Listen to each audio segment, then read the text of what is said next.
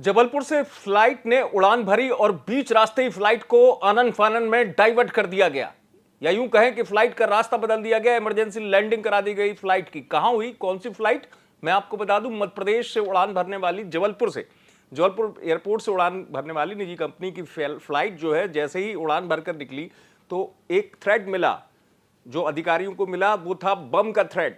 बम की जानकारी मिली और बम की जानकारी मिलने के बाद आनन फानन में यह निर्णय लिया गया कि अब फ्लाइट जो उड़ान भर चुकी है, कैसे फ्लाइट को सुरक्षित उतारा जाए। बम की खबर मिली जैसी, ऐसी स्थिति में फिर एक ही रास्ता था, क्योंकि फ्लाइट जबलपुर से हैदराबाद जा रही थी। उस रूट में नागपुर नहीं था, लेकिन फ्लाइट को डाइवर्ट किया गया। नागपुर में इमरजेंसी लैंडिंग कराई गई फ्लाइट की और सकुशल यात्रियों को तो उतारा, लेकिन उतारने से पहले अभियान चलाया गया। सुरक्षा जो है वो बारीकी से की गई कि एक एक पैसेंजर के सामान से लेकर पूरी सुरक्षा की गई। आपको ये बता दें कि नागपुर में एयरपोर्ट की वो तस्वीर भी आई जहां महाराष्ट्र के कई वीआईपी भी इसी फ्लाइट की इमरजेंसी लैंडिंग की वजह से लेट होते हुए नजर आए, क्योंकि किसी दूसरी फ्लाइट को भी उड़ान भरने की तब तक इजाजत नहीं दी गई थी। कई वीआईपी महाराष्ट्र के ऐसे नजर आए जो एयरपोर्ट पर बाहर ही उनको इंतजार करना पड़ा या उनकी फ्लाइट डिले हो गई।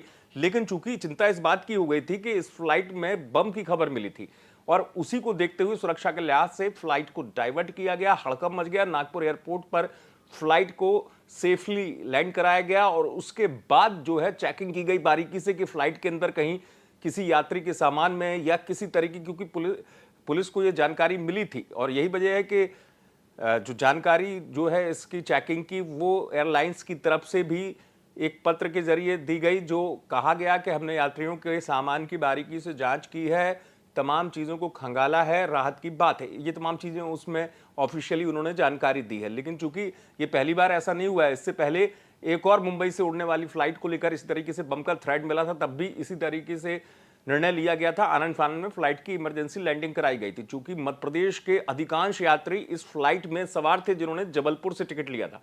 अब ऐसी स्थिति में हड़कंप इसलिए मच गया क्योंकि डिसीजन लेना तुरंत जरूरी था, क्योंकि डिसीजन इसलिए महत्वपूर्ण था कि फ्लाइट को डाइवर्ट करके कहां सेफली लैंड किया जाए। इसलिए नागपुर में फ्लाइट को उतारा गया, सकुशल यात्रियों को निकाला गया और बारीकी से जांच की गई, जिसके बाद सभी लोग सुरक्षित रहे। आप देखते रहे एमपी तक।